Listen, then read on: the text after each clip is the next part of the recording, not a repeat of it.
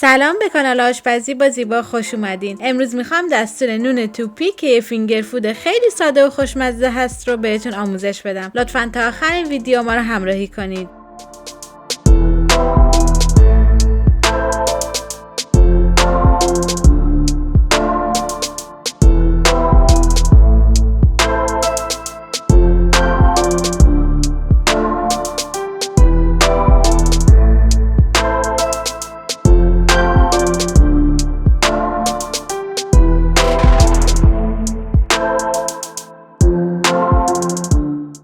برای این غذای خوشمزه به 10 گرم گشنیز نیاز داریم که باید خردش کنم.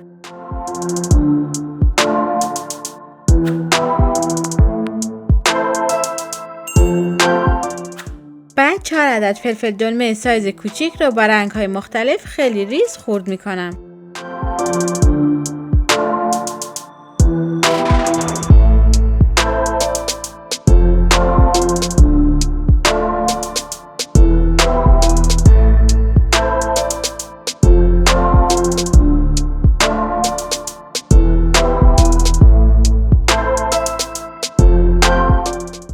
سه تا سیب زمینی آبپز شده رو هم له می کنم.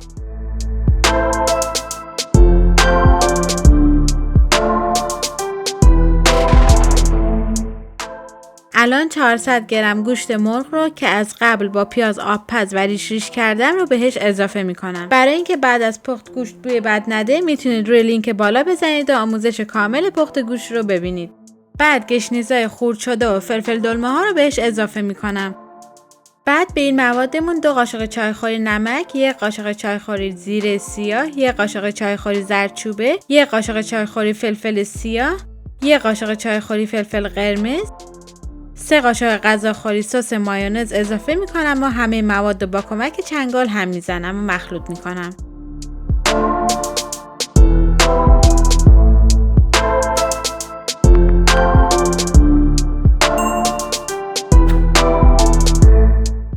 برای این مقدار مواد به 2 بسته نون تست نیاز داریم که باید کناره هاش رو برش بزنم.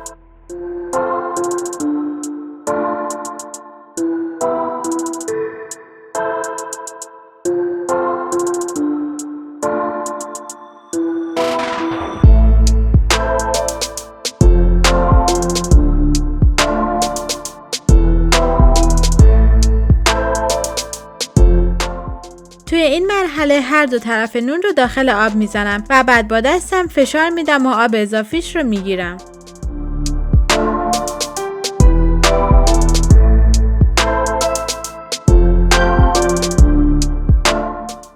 بعد داخلش 1 قاشق غذاخوری از موادی که درست کردیم رو میذارم و 4 طرف نون رو روی هم قرار میدم و میبندم. نگران باز شدنش نباشید، برای اینکه نون بعد از خیس شدن حالت خمیری پیدا میکنه و سریع به هم میچسبه. تا وقتی که نون خیس هست داخل خورده نون یا پودر سوخاری میزنم.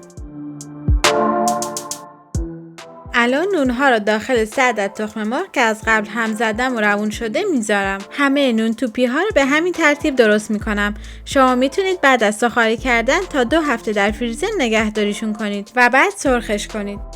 توی ظرف روغن زیاد میریزم. وقتی داغ شد نونها رو داخلش میذارم و سرخ میکنم. برای اینکه روغن کمتری استفاده بشه باید ظرف کوچیکتری انتخاب کنید.